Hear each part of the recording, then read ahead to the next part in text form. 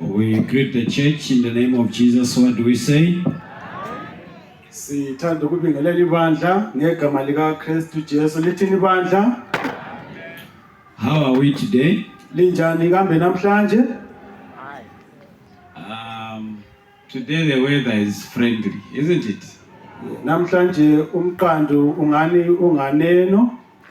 Yeah, we want to thank God that at least today is warmer. Yes, sithanda sibonga uThixo ngoba namhlanje ungani kulo kukhudumala kancane. Matthew chapter 11. uMateyu isahluko 11. Matthew chapter 11. Mateyu isahluko 11.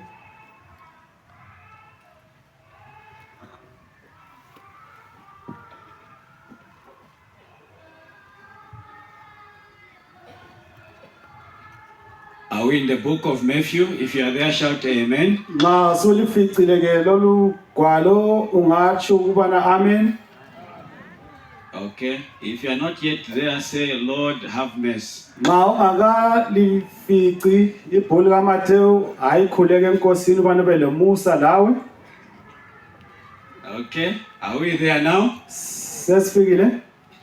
We are reading from verse 1, I think, up to 11. Siqala ke kwesokuqala esincane sisiyagcina kwesesi 11. All right. So I'll be reading verse by verse. I read a verse, you read it. Verse 1, the Bible says, "Now it came to pass when Jesus finished commanding his 12 disciples that he departed from there to teach and to preach in their cities. Wathi uJesu eseqedile ukulaya abafundi bakhe abali12 wasuka lapho ukuyafundisa lokuchumayela emzini yabo. And when John had heard in prison about the works of Christ, he sent 2 of his disciples and said to him, "Are you the coming one, or do we look for another?" Kwathi uJohane sentolongweni esezwile ngemisebenzi kaKristu, wathumela ilizwi kubafundi bakhe wathi kuye, "Wena unguye ozayo ongabe silindele omunye na?" Jesus answered and said to them, "Go and tell John the things which you hear and see. The blind see, and the lame walk, the lepers are cleansed, the deaf hear, the dead are raised up, and the poor have the gospel preached to them." uJesu wabaphendula wathi kubo, "Hambani limtshele uJohane lokhu elikuzwileyo lelikubonileyo ukuthi iziphofu ziyabona, iziqhuli ziyahamba, labalobulephero bayahlanjululwa, labangezwayo bayezwa, labafileyo bayavuswa, labayanga bayathunyayezwa ivangeli. And blessed is he who is not offended because of me."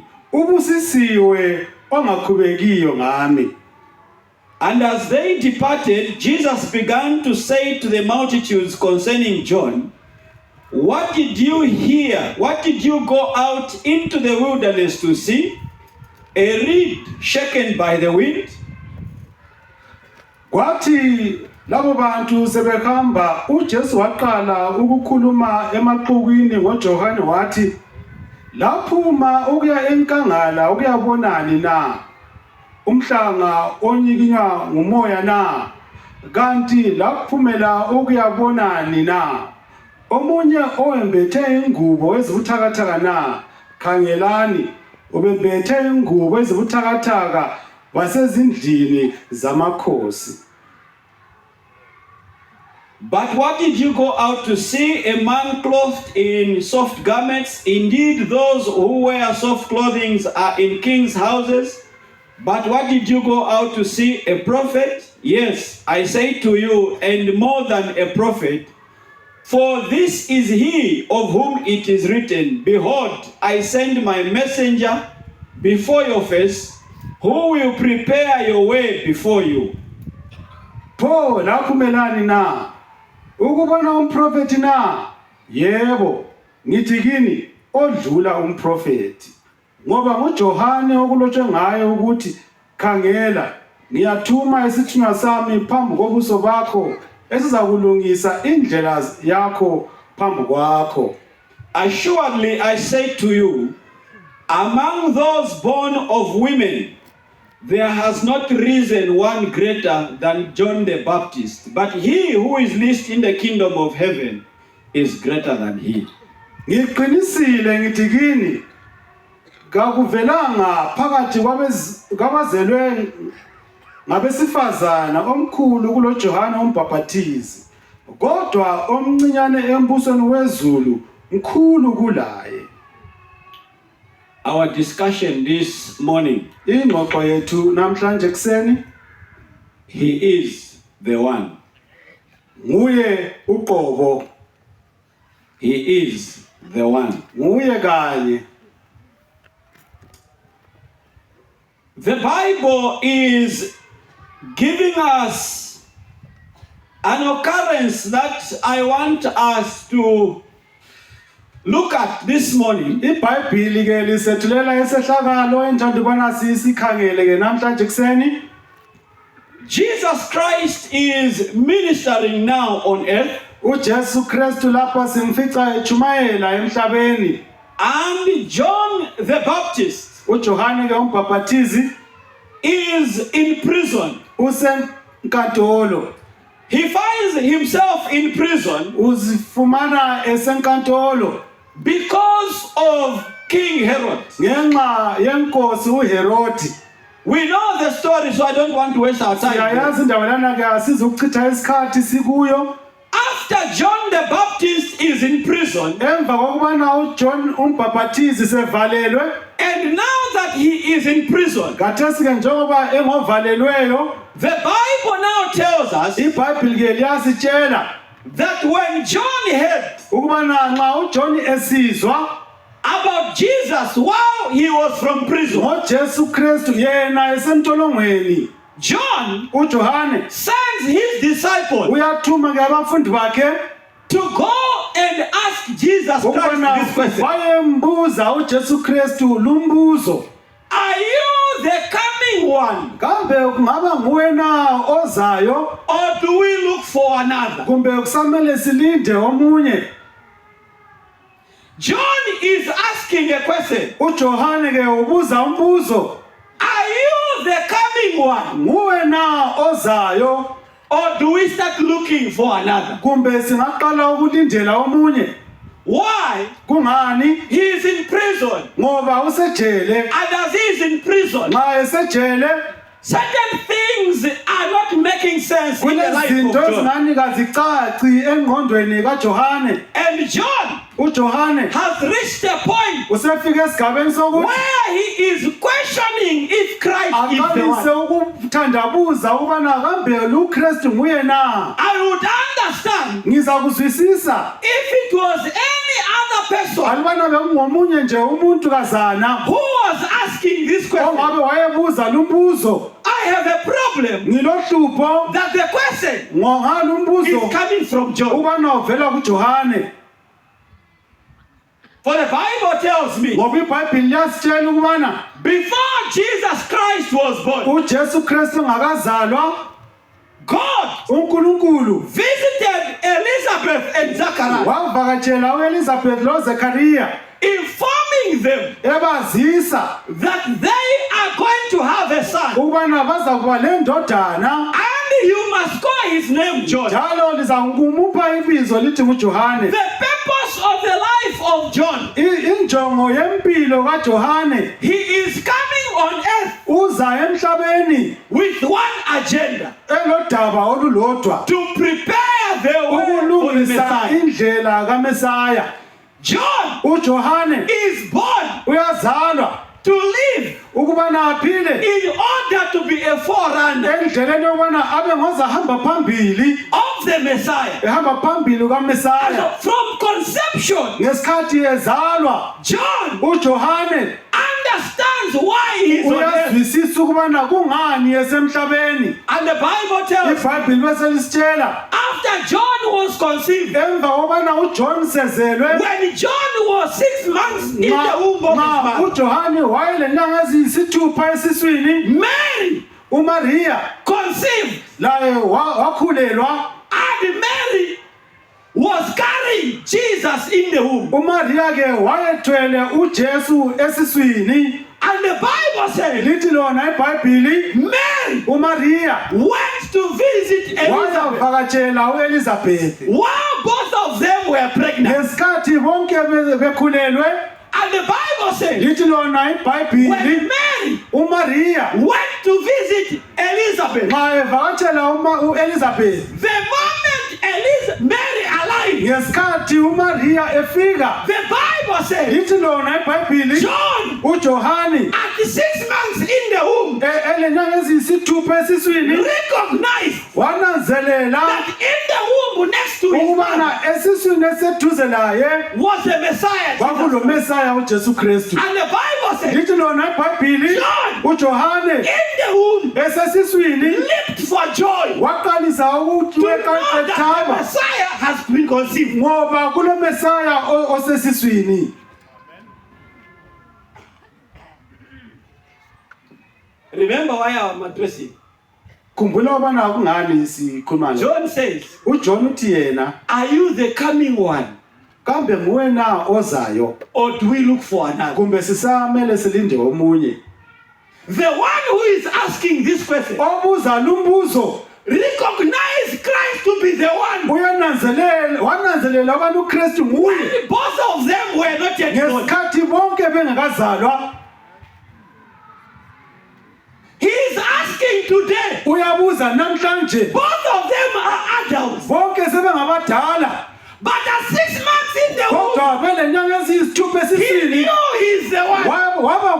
ukubana lo He nguye celebrated njalo 6 months. wathokoza esesiswini. Now they are in their 30s. Khathesi sebeneminyaka He's engama-30 asking the person, sebuza umbuzo, are you the one? nguwe na Or I should start looking for another? kumbe siqale ukulinda omunye?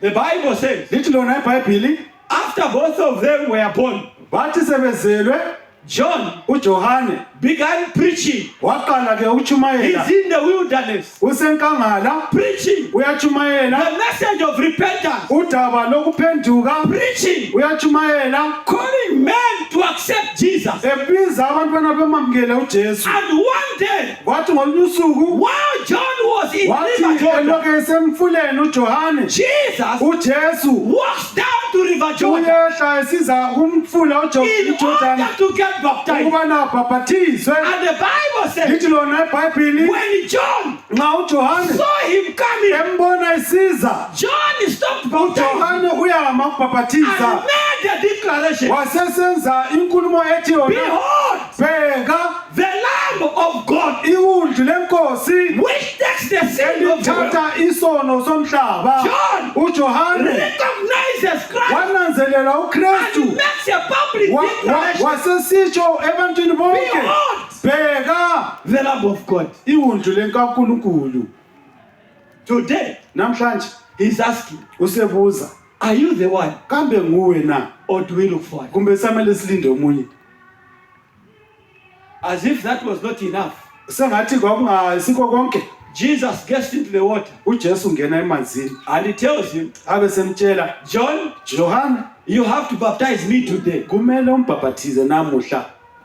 John says, uJohane bese I sithi, am not worthy angifanelanga even to untie your sandals. ngisho nje lokuthukunula izicathulo Jesus zakho. insists, uJesu athi yena you must baptize me kumele ungibhaphathize to fulfill all righteousness. ukuze kugcwaliseke konke okokulunga. John uJohane baptizes Jesus. uyambhaphathiza uJesu. After baptizing Emva Jesus, kokumbhaphathiza uJesu, as Jesus is coming nxa out of the uJesu water, ephuma emanzini, the heavens opened. amazulu avuleka, God from heaven uNkulunkulu esezulwini speaks uyakhuluma, and he makes a public declaration. abe sesithi yena, This one lo is my beloved son, indodana yami in ethandekayo, whom I am well pleased. kuye ngilokuthokoza. And the Spirit of God Kwathi kusithi umoya kaThixo descended upon Jesus. wehlela kuJesu Kristu. John uJohane heard God wezwa uNkulunkulu declaring that Christ is the one. ekhuluma ukuthi uKristu nguye.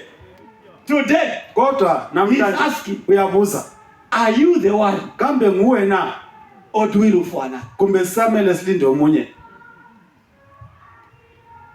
The question there, Umbuzo lapha, if John uJohane has always known that he is the one, nxa wayehlele sazi bona lo nguye, if John nxa uJohane has sufficient evidence that he is the one, wayelobufakazi obeneleyo bona lo nguye, what has happened today kuyini osokwenzakele for namhlanje John to ask this ukuze question? uJohane abuzele umbuzo, Are you the coming one kambe nguwe na ozayo or do we look for another? kumbe sisamele silinde omunye? Let's look at the text now. Asikhangeleni ivesi kathesi. So the Bible says, Lithi lona iBhayibhili, the Bible says, lithi lona iBhayibhili, now it came to pass kwathi uJohane when Jesus, verse 1, okay. now it came to pass when Jesus had finished commanding the 12 disciples, Kwathi uJohane esentolongweni esezwile ngemisebenzi kaKristu,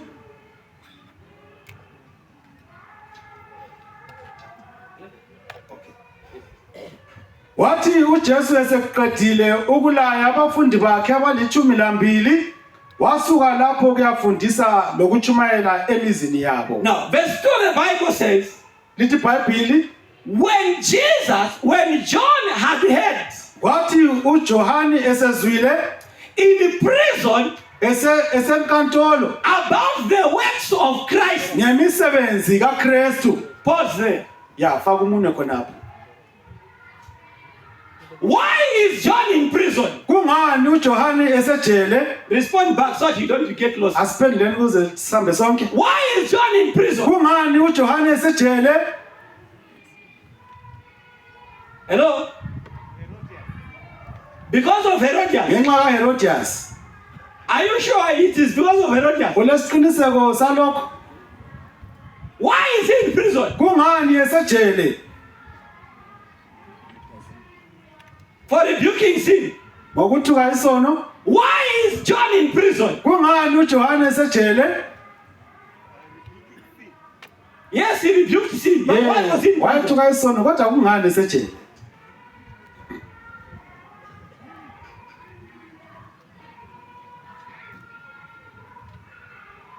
Who is responsible for him to be in prison? Ngubani omenza waba sejele?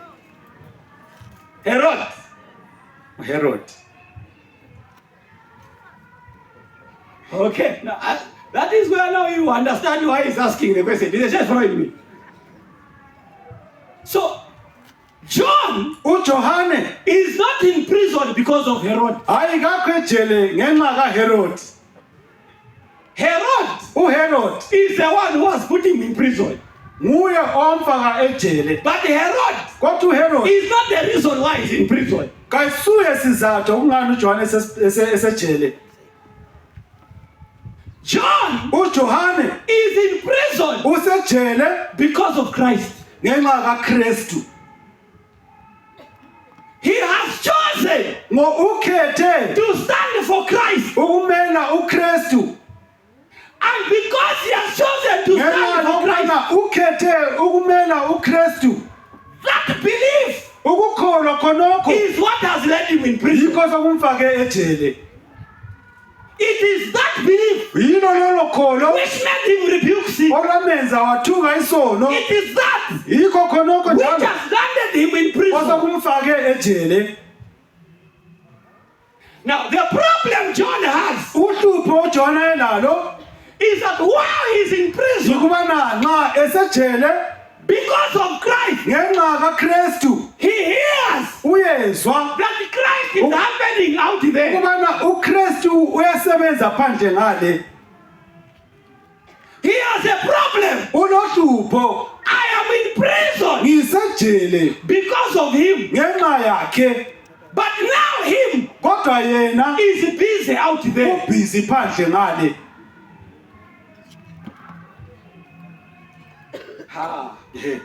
This church is not with me today. Leli bandla likho lapha. I am here Ngilapha because of him. ngenxa yakhe. But while I am suffering here, Lapha ngiphakathi kokuhlupheka, he has not even come to see me. yena akangivakatsheli. I am the forerunner. Yimi engaba nguvula indlela wakhe As a forerunner, njengowahamba phambi I kwakhe. am in prison Ngisejele because of him. ngenxa yakhe. Okay, let me come home. Kulungile, ake ngize ekhaya. One of the most difficult thing about being a Christian Enye into nje enzima ngokuba ngumKristu is to see yourself in your situation ukuthi uzibone usesigabeni and you see what God is doing, esithile, ubona njalo lokubana but uNkulunkulu He's not wenza doing it to you. kodwa engakwenzi kuwe.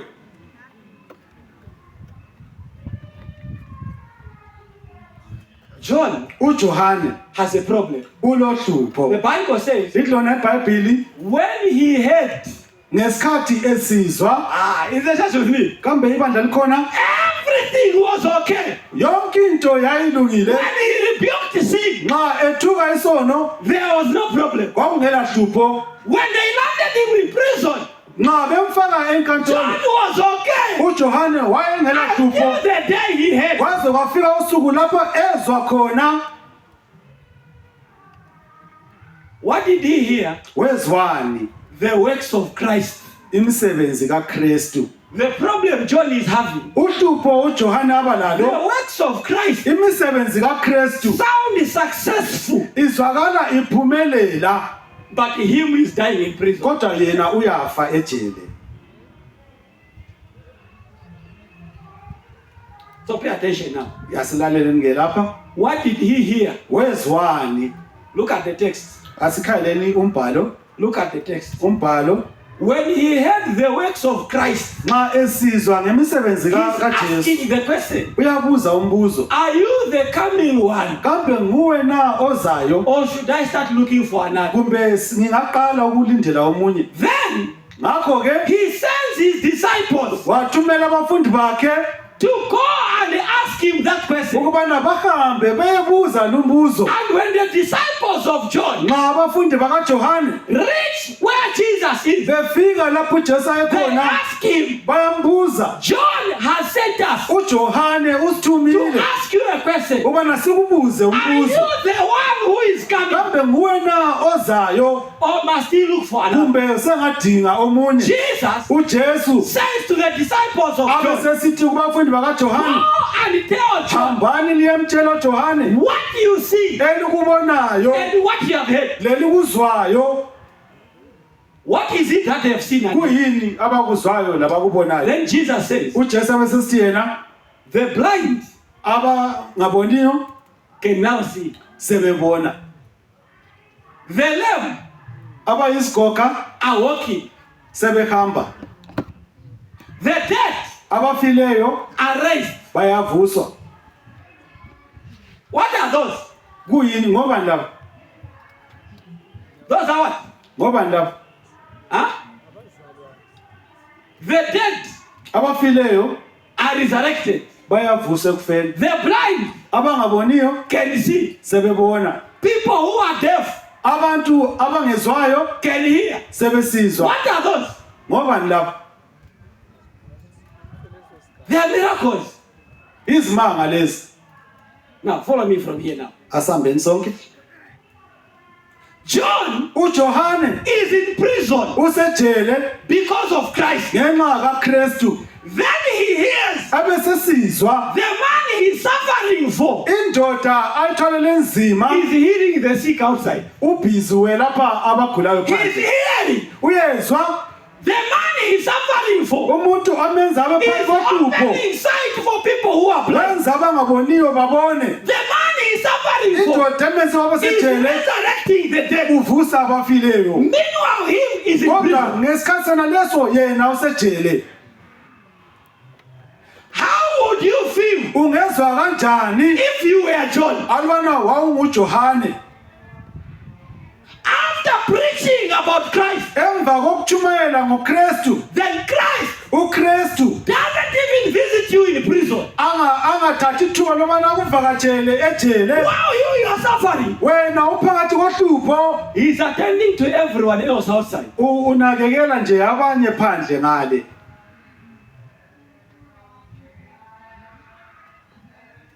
The blind Abangaboniyo can see. sebebona, The lame izigoga are walking. sezihamba, The deaf abangezwayo can hear. sebesizwa, The dead abafileyo are resurrected. bayavuswa, The poor abayanga have the gospel preached to them. So sebethola ivangeli tshunyelwa kibo. Jesus uJesu Kristu tells the disciples, utshela abantu when abafundi, John is questioning, nxa uJohane ebuza, go and tell him hambani liyemtshela that him is in prison. Yes, I know. ukubana yena usejele But ngiyakwazi, out here, kodwa lapha I phandle am healing the sick. ngingelapha abagulayo. Out here, Phandle lapha I am resurrecting the dead. ngivusa abafileyo.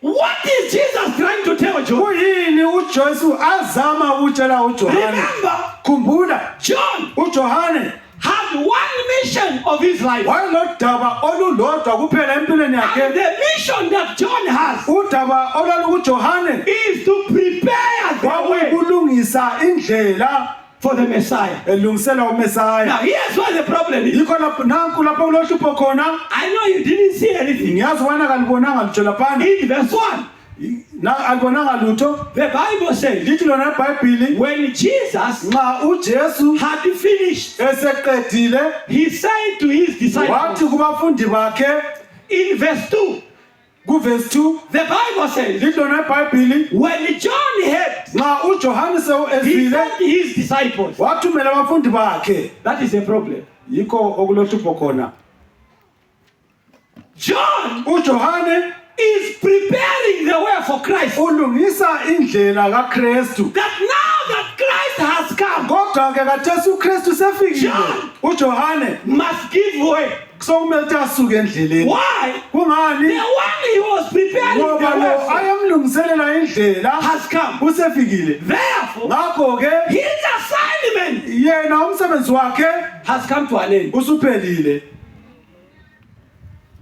The problem I am having there Uhlupho engilalo lapha is that John yikubana uJohane has forgotten usekhohliwe that his existence ukuba khona kwakhe is just to prepare the ngokuthi way. nje alungise indlela. Now that Christ has come, Khathesi ke uKristu usefikile. how can Christ uKristu sengenza have kanjani disciples ebe labafundi and John also has noJohane disciples? laye njalo abe labafundi? Now that Christ has come Njengoba uKristu sekhona and he has disciples, njalo elabafundi, John uJohane can't have disciples also. akusavuma abe labafundi. The Bible says lithi lona iBhayibheli Jesus uJesu spoke to his disciples. wayelabafundi. John uJohane also sent his disciples. laye wathuma abafundi.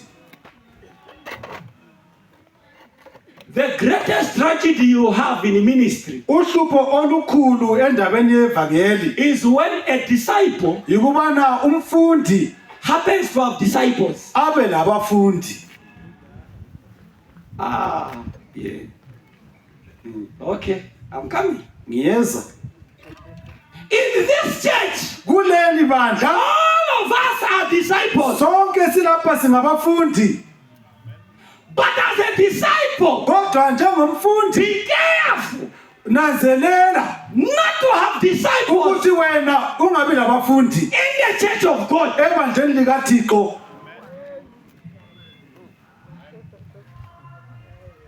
You are a follower of Christ. Ungumlandeli kaKristu. You can't have followers also. Awungeke wena waba labalandeli. The moment you as a Ngesikhathi disciple, wena njengomfundi you start having uqala disciples, ukuba labafundi bakho, you are risking yourself. usufake impilo yakho engcupheni Because Jesus ngoba uJesu cannot afford kangeke wenelisa to have another person have disciples with him. ukuthi abe lomunye umuntu olabafundi futhi ebandleni lakhe. I'm explaining this thing. Ngiyakuchaza ke lokho. John was okay uJohane wayelungile until his disciples kwaze kwafika isigaba sokuthi brought a abafundi report bakhe to him. behambe beletha umbiko kuye. What made John doubt what he has always believed? Kuyini okwenza uJohane It's a report wathandabuza? from his disciples. Kwaba ngumbiko ovela kubafundi If bakhe. you are a leader in the church, Nxa ungumthungameli ebandleni, what will bring you down are disciples in the church. okuza kuwisa ngabafundi ebandleni. Because Ngoba reports from disciples are dangerous. imbiko eza ngabafundi iyingozi. John knew, uJohane I wayesazi am preparing the way for Christ. ngilungisa indlela kaKristu. The problem, Uhlupho the disciples abafundi of John bakaJohane did not understand the babengakuzwisisi relationship John has with Jesus. ubudlelwano bukaJesu loJohane. So they come to him Ngakho ke bafika kuye and they say to him, bathi kuye, you are suffering here. uyadubeka lapha. The one you call your cousin Lo othi ngumzala wakho is happening outside. ubhizi phandle ngale yasebenza. I don't know why you even love him. Angazi kanti uvele umthandelani. They come the following day. Babuya futhi ngosuku olulandelayo They're asking him, bambuza futhi, did you hear that yesterday he raised someone from the dead? uzwile yini izolo ubana uvusa umuntu ekufeni? They visit him the next day. Babuya futhi ngosuku They olulandelayo tell him, bamtshela, you remember that woman with an issue of blood? uyakhumbula umama lana owayesoba, Your cousin umzala wakho healed her yesterday. umsilisile izolo. John is hearing. uJohn ulalele.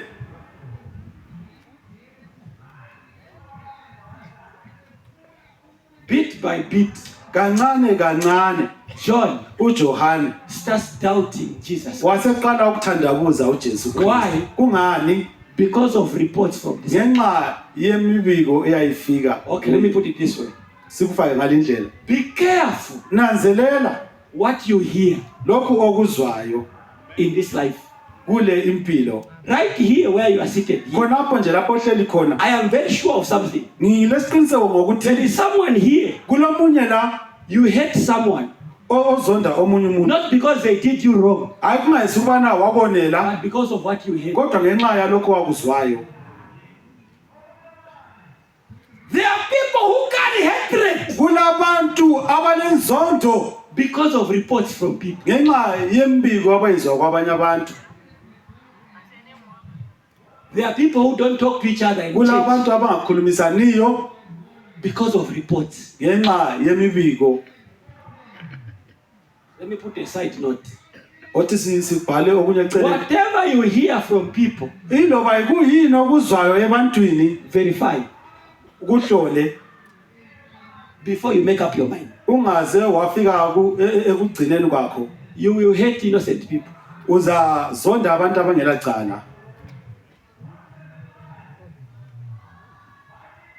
No, let's wrap it up. So John, Ngakho ke uJohn after hearing these reports, emva kokuzwa lamazwi then he says to Jesus, abesesithi kuJesu, I am doubting you now. ayi sengikuthandabuza kathesi. Why is he doubting? Kungani The ethandabuza? reports that he has received. Ngalokho ayekuzwa. Are you really the one? Kambe ngempela nguwe Oh, na? I have been wrong all this while. Kumbe bengiphambanisa sonke lesi The sikhathi. response from Jesus. Impendulo evela kuJesu Jesus says, uthi yena uJesu, go and tell him what you have seen. hambani liyemtshela elikubonayo. The blind Abangaboniyo are walking.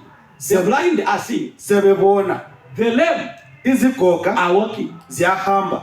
The deaf Abangezwayo can hear. sebesizwa. The dead Abafileyo are rising up. bayavuka. What is Jesus saying to John? Kuyini uJesu akutshoyo kuJohane? When Jesus Nxa uJesu was baptized by John, ebhaphathizwa nguJohane, the Bible says lithi lona he eBhayibhili went to the synagogue. wangena esinagogweni. And when he entered the synagogue, Wathi engena esinagogweni he opened the scripture wavula umbhalo and he said, read these words from Isaiah. wasefunda amazwi kuencwadini The kaIsaya. Spirit of the Lord is upon me Umoya wenkosi uphezu kwami to proclaim liberty to the captive, ukubana ngitshumayele ukukhululwa to kwababotshiweyo, restore sight to the blind. ukubana ngiphe abangaboniyo The ukubona, lame should walk. abayizigoga kumele The bahambe, poor should have the gospel preached to them. kumele bathole evangeli kubo. After he read the scripture, Emva kokubana sefundile Jesus said, uJesu uthi yena these words la mazwi have been fulfilled in your hearing. asegcwaliseke ekuzweni kwenu. In other words, Ngamanye amazwi Jesus uJesu was tabulating the mission he had. wayeveza udaba ayeluphethe Restore sight to the blind. ukuthi abangaboniyo babone. So when John is asking, Nxa uJohane ebuza, are you the one? kambe nguwe na Or we should look for another. kumbe kusamele silinde umuntu? Jesus goes back to the mission of his life. uJesu ubuyela kulokhu okuyinjongo And yempilo says, yakhe. go and Abesithi tell yena, John. hambani letshela The uJohane, blind abangaboniyo can see. sebebona, The lame abayizigoga are walking. sebehamba, The blind, abangaboniyo the poor abayanga have the gospel preached to them. sebelithola evangeli In litshela other kibo. words, Ngamanye amazwi Jesus says, uJesu uthi yena what I read as my assignment khonokho elukufundileyo ubana yikho is kumele actually ngikwenze, being fulfilled. yikho esokugcwaliseka. If he is doubting, Alibana uthandabuza, you have seen the evidence. usubonile ubufakazi, Go and tell him. hambani liyemtshela.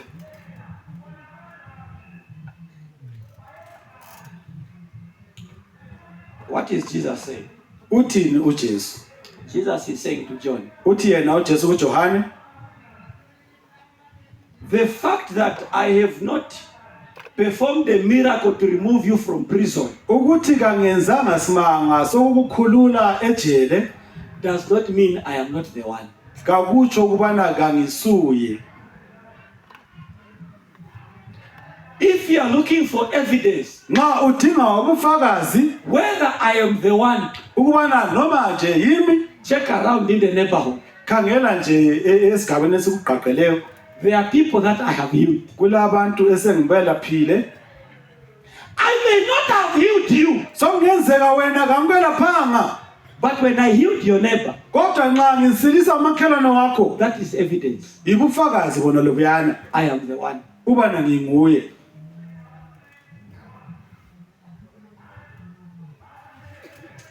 One of the struggles Olunye uhlupho in our Christian walk kunkambo yethu yesikristu happens wenzakala when nxa what we know about God lokhu esikwazi mayelana loNkulunkulu does not match our expectations. kungasahambisani lalokho esikukhangeleleyo. It is in those moments Kuyizilezo sikhathi we call that sithi lokhu in psychology nge-psychology cognitive dissonance. ibala alitshoyo. When your beliefs Nxa ukukholwa kwakho and your reality lento ezenzakalayo do not align. nxa kungahambisani. Okay, let me give examples. Uzafaka umzekeliso. How many believe that God is a healer? Bangaki abakholwa ubana uNkulunkulu uyelapha? Asiphakamise You izandla. believe God is a healer? Uyakholwa ubana uNkulunkulu uyelapha? Are you sure God is a healer? Ulesiqiniseko ubana I uyelapha? can't hear you. Are you sure God is a healer? Ulesiqiniseko na ubana uyelapha? What percentage do you believe that God is a healer? Ipercentage enganani leyo? 100%. 100%. Now that is your belief Akho ke lukholo lwakho, on one side. kodwa Then there is the reality. bese kusiba The lokwenzakalayo. reality then is that Okwenzakalayo ukuthi you are sick uyagula, and the God you worship uNkulunkulu omkhonzayo is a healer. ngumelaphi. So a worshipper is sick, Akho ke isikhonzi siyagula, but he worships a God who is a healer. njalo ukhonza uNkulunkulu oyelaphayo. So how do you act Ukuhlanganisa kanjani your belief that God is a healer ukholo lwakho kubana uNkulunkulu ngumelaphi with you being sick? wena kodwa ugula?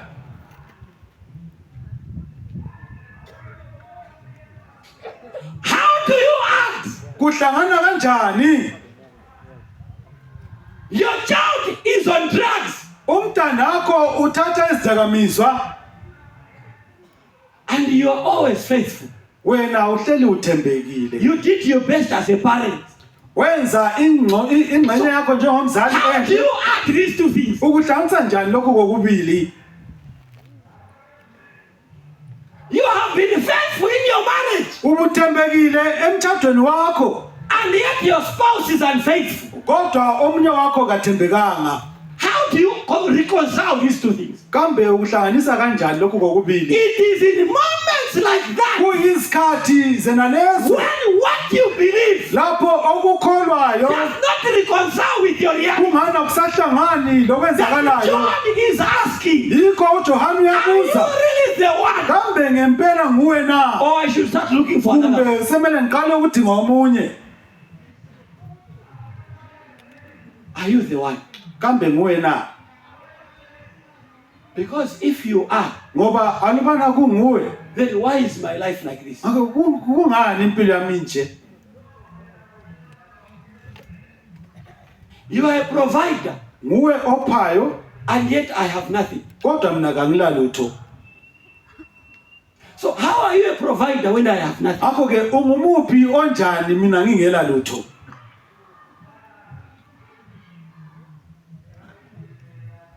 John uJohane is saying, uthi yena, are you the one? kambe nguwe na? Because it's not adding up. Ngoba akuhlangani. The problem Uhlupho is that Jesus yikubana uJesu doesn't have to answer your prayer kadingi ubana aphendule umthandazo wakho for him to prove that he is. ukuze atshengise ubana nguye. Question, Umbuzo, you are sick uyagula He's a healer. You know. yena uyelapha. And you are doubting him now. Ngakho ke ubusuthanda kwenza Are you really there, my God? kambe ukhona na uNkulunkulu wami? Why? Kungani? You know he's a healer. Uyazi ubana uyelapha. But you're stuck with your sickness. Kodwa wena ulokhu sekuguleni. Lord, are you really there? Kambe ukhona na Then uNkulunkulu? Jesus says, uJesu abesesithi yena look through the window. lunguza ngewindi. I healed your neighbor. Ngingelaphe umakhelwane wakho. So if you're doubting if I'm a healer, Nxa uthandabuza ubana ngiyelapha. evidence is by the neighbor. Nampiyana ubufakazi kumakhelwane. That's where the evidence is. Yikho lapho kulobufakazi khona. The man is saying no. Indoda ithi hayi. That's what Jesus is telling John. Yikho uJesu akutshela uJohane. John is in prison. uJohane usejele. He would appreciate the miracle also. Ube ngajabulela naye ukuthola And because there is no isimanga. miracle happening, Kodwa izimanga he's zenzakala. wondering if Christ is there. Ngendlela ezenzakala ngayo uyathandabuza ubana uKristu Then khona na. Jesus tells him, uJesu abesemtshela you are looking for evidence. udinga ubufakazi. There is more than sufficient evidence. Bunengi kwethu lo ngakucabanga. The lame are walking. Izigoga sezihamba. So I am the one. Ngakho ke yimi. The blind can see. Abangaboniyo sebebona. I am the one. Yimi.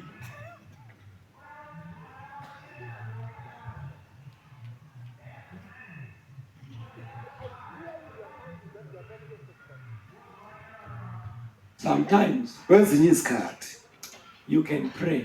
usungakhuleka. God may not grant what you request. uNkulunkulu sokungenzeka angakuphi lokho I want you to okucelileyo. hear me. Ngifisa bana lingizwe lapha. Sometimes you can pray. Kwezinye izikhathi And singakhuleka. God may not grant what you Kwenzeka ask. uNkulunkulu angakuphi lokho okucelayo. But the fact that God has not granted what you Kodwa ask, ukuthi uNkulunkulu kakuphanga lokho okucelayo it does not mean He's not the one. kakutsho ukubana kayisuye. In other words, Ngamanye amazwi don't doubt God ungathandabuzi uThixo based on your personal experience. weme ekuthini inkambo yakho injani. If God Nxa uNkulunkulu has given a job to your neighbor, ephe umakhelwane wakho umsebenzi, He has not given you. wena kakuphanga. But both of you were praying. Kodwa lonke lobabili belikhuleka. The neighbor who has gotten a job Umakhelwane osethola umsebenzi is evidence that God can hear. uyibufakazi bana uNkulunkulu uyezwa umthandazo. Hallelujah. Hallelujah. Both of you are sick.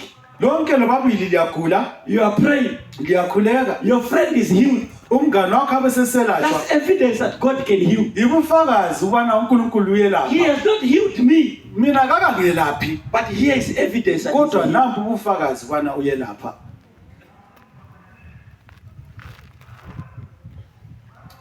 Then he makes a statement that now blows everything up. Abesesitsho ke lumutsho owenza yonke into nje Then imangaliso. Jesus says, Athi yena blessed babusisiwe, is he ubusisiwe who is not offended by me. ongacasulwa yimi. Jesus doesn't say, uJesu kathi yena blessed is he ubusisiwe who is healed by me. osiliswe yimi. He says, Uthi yena blessed are you ubusisiwe when you are not offended in me. nxa ungakhubeki ngami. In other words, Jesus Ngamanye says, amazwi uthi yena I may not always do what you want, ngenzeka ngingenzi yonke into oyifunayo, but blessed are you kodwa ubusisiwe after you have prayed. ubana nxa I have usukhulekile not granted what you want, ngingakuphanga okufunayo, but still kodwa you are umelokhu not offended in God. usale ungakhubekanga ngami. You are blessed. Ubusisekile, You are blessed. ubusisekile. Why? Kungani? People leave God Abantu bayamchiya uNkulunkulu when their expectations are not met. nxa lokho abakukhangeleleyo kungasagcwalisekanga. They have prayed, Bakhulekile, no breakthrough. akuzange kwaba lempumelelo, They walk away. basuka. They have prayed, Bakhulekile, no breakthrough. awuzange kwaba They lempumelelo, find themselves in witch doctors looking for bazithola solutions. sebesenyangeni. Why? Kungani? They are not happy with God. abajabuli ngoNkulunkulu. Jesus says, uJesu uthi yena, I have answered prayers of others. sengiphendule imithandazo yabanye, Blessed are you. kodwa ubusisiwe If I answer the prayer of your neighbor, nxa ngiphendula umthandazo kamakhelwane it does not offend you njalo lokhu kungakukhuli because you were also praying. ngoba lawe kade ukhuleka.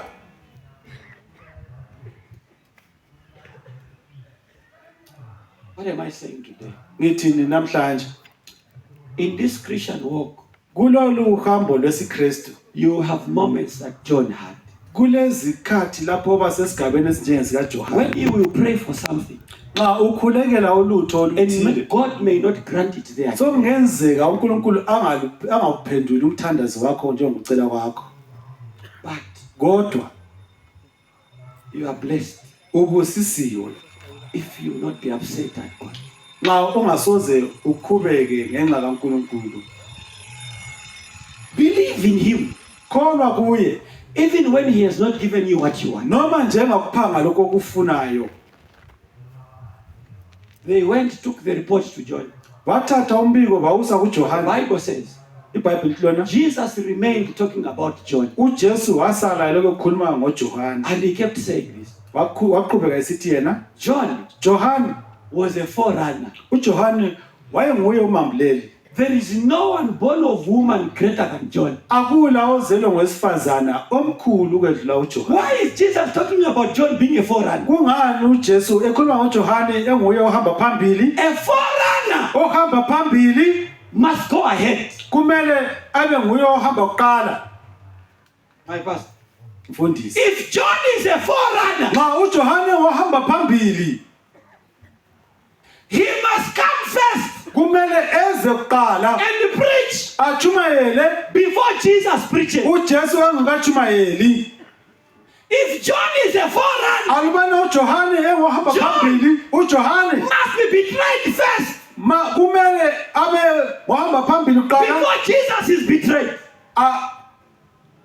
alingwe uJesu If engalingwe. John is a forerunner, Alubana uJohane ohamba phambili John must be arrested first kumele abotshwe kuqala before Christ is arrested. uJesu engakabotshwa. If John is a forerunner, Alubana uJohane ehamba phambili John must die first kumele afe kuqala before Jesus dies. uJesu engakafi.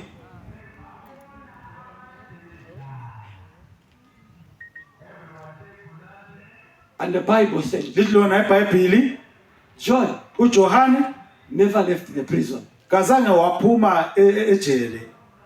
From there, Kusuka lapho John was killed. uJohane wabulawa. Why? Kungani? He must prepare the way Ngoba wayelungisa indlela for the master. elungisela inkosi. Preparing the way Ukulungisa indlela means he must test death kwakusithi bona abhekane lokufa before Jesus does. uJesu engakafi.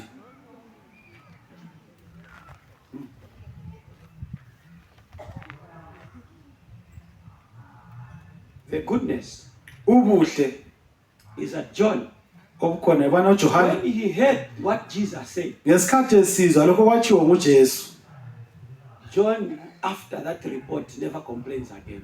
emva kwalumbiko kazange wakhonona njalo. He didn't die complaining Kazange wafa engumuntu olokukhonona because he had assurance ngoba wayesethole isiqiniseko that he is the one. ukubana ngempela nguye. But the assurance Kodwa isiqiniseko came from what Jesus did in the lives of other people. savela kulokhu uJesu akwenza kwabanye abantu. This afternoon, Ngale imini you could have a burden sungabe ulomthwalo that you've prayed about for so long. obulokukhuleka ngawo isikhathi eside. I know Niyazi what you want to hear from the Bible ofisa ubana ukuzwe eBhayibhelini is that this one prayed, ikubana lo wakhuleka God answered. uNkulunkulu waphendula. But I am here to tell you, Kodwa nginilapha ukubana ngikutshele it's ukubana not always like that. ayisikho nje ukuhlala kusenzakala. Yes, Yebo, There are people who cried to God for help. kulabantu abakhala kuNkulunkulu And God besethuthweni. responded in the Bible. uNkulunkulu waphendula ngendlela abathanda ngayo. But that's not all in the Bible. Kodwa kayisikho konke There are okusebhayibhelini. people like John Kulabantu abanjengoJohane who would have wanted to live a better life. abafisa ukubana labo bephile, They never lived it. kodwa abazange bephile, bephume ejele. What am I saying? Ngithini ke namhlanje? You may have come with a prayer request in this camp, Mhlawumbe uze ulesicelo, and you may go back. sokungenzeka ubuyele It's not answered. singaphendulwanga. Jesus says, uJesu uthi yena, blessed are you ubusisiwe if you are not offended in me. alibana ungakhubeki ngami. After you've prayed Emva kobana and sukhulekile have not answered, lami ngangaphendula you umthandazo. are blessed Ubusisiwe if you don't leave church. xa ungasoze uchiye ibala. You are blessed Ubusisiwe if you don't stop praying. xa ungasoze ume ukukhuleka, Because when I prayed, I didn't answer. ngoba nxa ukhuleka uza kuphendula. You are blessed Ubusisiwe if when I answered your neighbor, you didn't get upset. nxa ngithe ngiphendula amakhalane wakho wena What wangakhubeki. am I saying today? Ngithini namhlanje? If Nephi doesn't answer your prayer, Nxa uNkulunkulu kungenzeka angaphendula he's the umthandazo, one. nguye, He's the one. nguye. Don't let unanswered prayers make you doubt God. Ungavumi imthandazo engaphendulwanga ikwenze uthandabuze uThixo. Hang on to your faith. Bambelela kukholo lwakho. If it means continuing to cry, Nxa keep kusitsho crying about it. ukubana uqhubeke ukhala ngakho. But never leave God Kodwa ungachiyi uNkulunkulu because He never answered. ngoba akaphendulanga. Never leave God. Ungachiyi uNkulunkulu. I can assure you, Ngiyakunika lesi siqiniseko. the same problem you have, uhlupho your olayo friend will pray. omunye womngane wakho uzakhuleka 6 months down the line, ngokuphela kwenyanga eziyisithupha they are answered. baphendulwa. But for you, Kodwa wena it's been 10 years. sokuyiminyaka eli10. 10 years. Iminyaka eli10 I'm here to tell you, ngilapho ukwazisa the ubani fact that your neighbor took 6 months ukuthi umakhelwane wakho kwenzakale is masinya evidence that God is there. yibufakazi ubana uThixo ukhona. Yes, He has not come through for you, Yebo ke zanga kuwe but He is there. kodwa How ukhona. do I know, Lord, you are there? Ngasinjani ukubana ukhona? You answered my name, Uphendule so umakhelwane. I know you are there. Ngakho ke ngiyazi ubana ukhona. You are there, Ukhona and you are the one. njalo nguwe.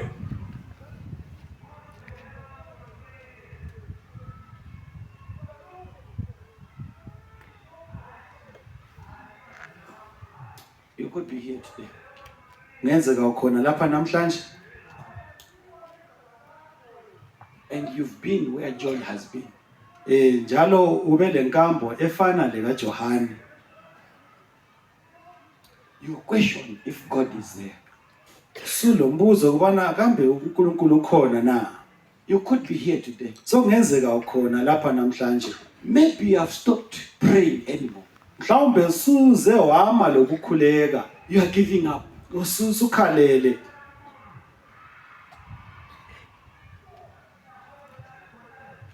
Jesus says uJesu uthi yena He is the one. nguye uqobo. He is the one. Nguye. I want to make a special appeal. Funa ukwenza ubizo oqhathekileyo. Maybe there is just one person here Ngenzeka ukhona oyedwa phakathi lapha who is tired. okhalayo. You have prayed Usukhulekile and you are tired. njalo usudiniwe. But today you are saying, Lord, Kodwa namhlanje uthi Nkosi, thank you for reminding me that you are still the one. ngiyabonga ubana ungikhumbuza ukuthi uloku khona.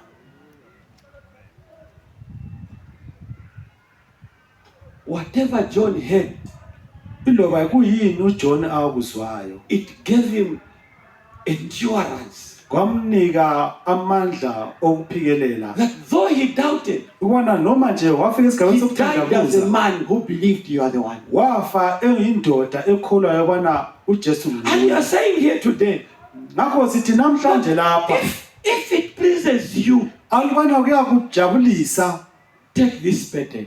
thatha lo mthwalo.